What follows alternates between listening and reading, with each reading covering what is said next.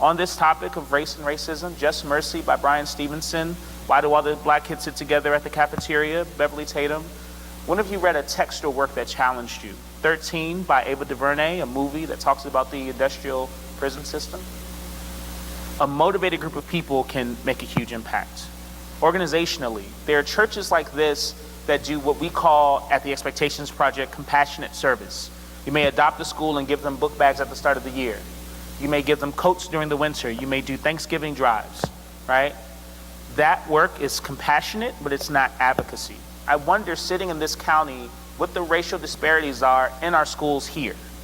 I wonder what those numbers are, right? And I wonder if churches like this not only do compassionate service, but say, how can we get involved, right?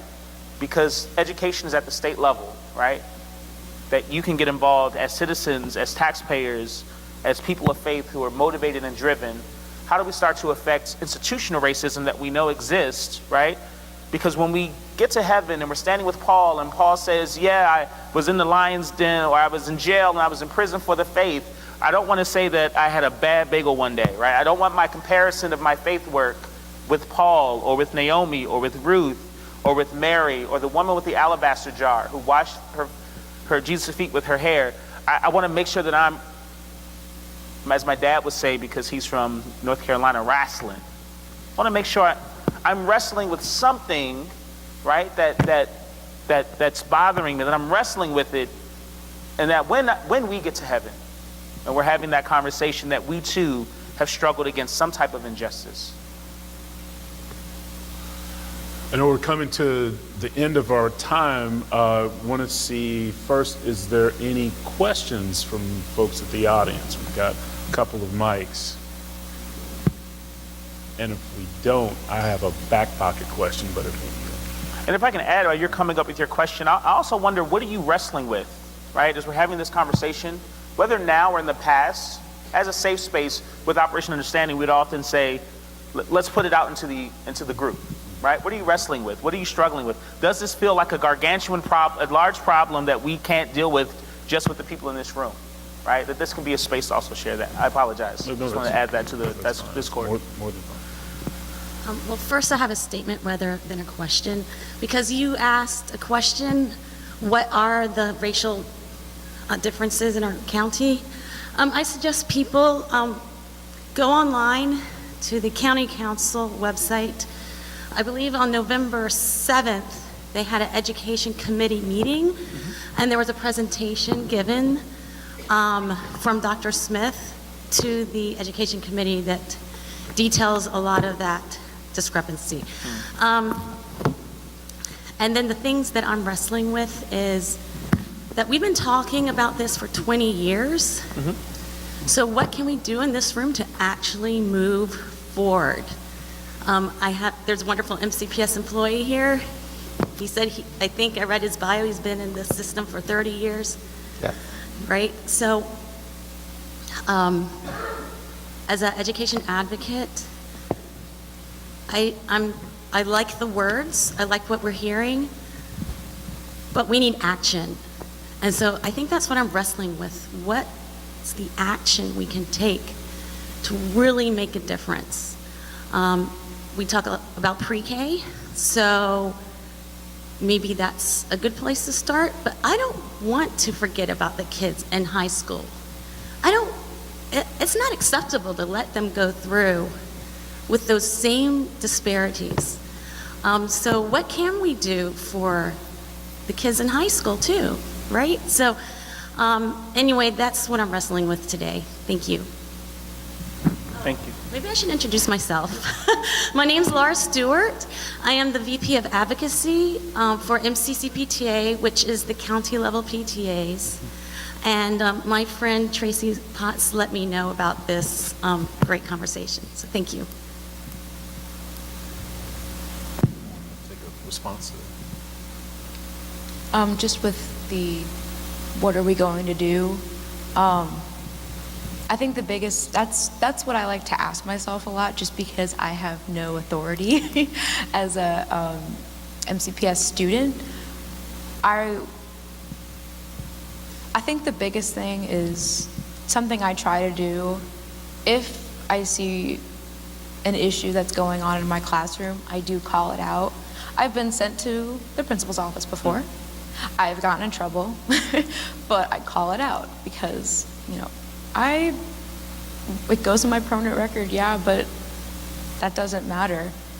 I mean, I'm trying my best in my school to, you know, again, call people out if there's something going on, and if something's not right, then, you know, no matter what the consequences are, I think people need to think about that. I told my teacher the other day,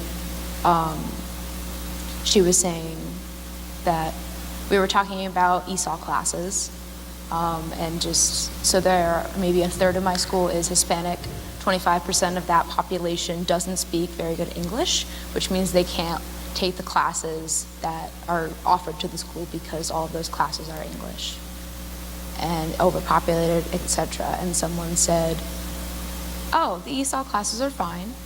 I mean, it's not like they're going to do much anyway.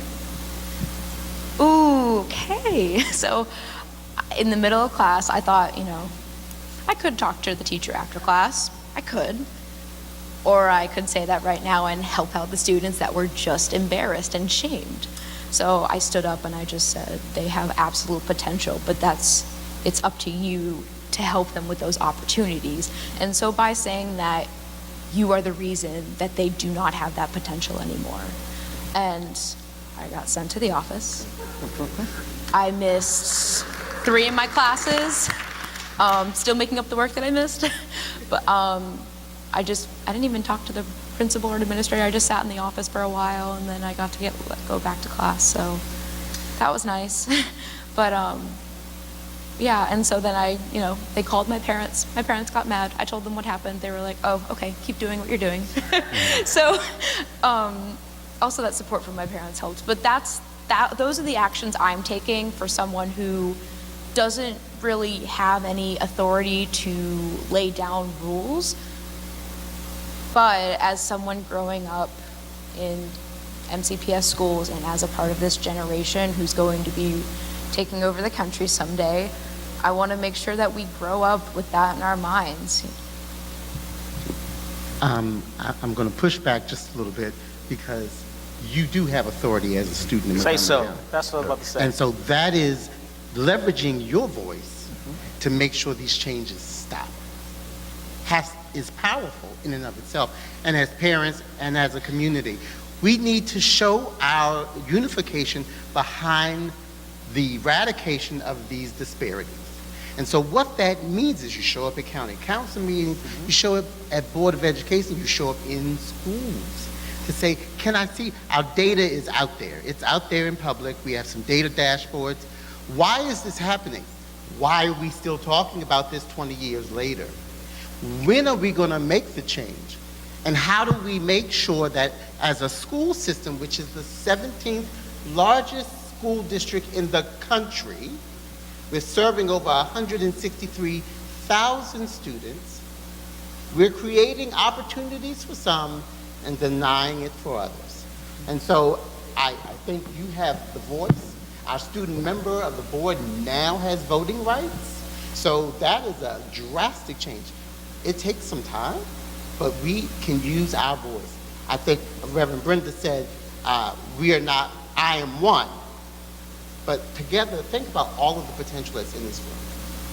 If we want this to happen, we have the opportunity to make it happen. We have a question. Do you want to? Oh. We'll take one more question and then we'll get it. Hi, I'm Tracy Potts. I'm a mom. I'm a member of this community, and I work with Laura on the County PTA Council. The thing that I'm struggling with, I will share. I would love to hear your input on that. And can I just say, Paige, you are my hero, and you should take that mark on your permanent record as a badge of honor, because I think you learned what it took me probably many more decades to learn, that it's really important to speak your truth and to speak the truth that you see and that you experience. So thank you for that. So the thing that I struggle with as an educational advocate and as a parent in this community is that some of the disparities that we see have to do with the fact that parents of the children that we're trying to support don't always know how or have the time, given what's going on in their lives, to advocate. Sometimes they don't even know the questions to ask. And with the particular schools and communities that I work with, I see a big disparity even within our council when there are issues in one school versus issues in another school in a different community. Parents know what to do, they know who to call, they know which meetings to hold, and they know who to call up, and then things are fixed, or at least they're addressed. In the communities that I work with, and I was at a school just this week experiencing this, people don't know that. Not only do they not know how to advocate and how to do that, but they're so kind of overwhelmed with life, right? They're working 2 jobs, not 1, or 3, or back in school, and sometimes what they want for their kids just isn't always at the top of their priority list because they're putting food on the table, just to be frank about it. So I really struggle with that, and a lot of what I try to do is to help educate and help support those communities, but any input in that would be appreciated. Sure, a few things. One, so the organization I work for, I'm the Vice President of Policy and Advocacy, so we do training in how to advocate. We literally partner with communities across the country and do trainings on advocacy.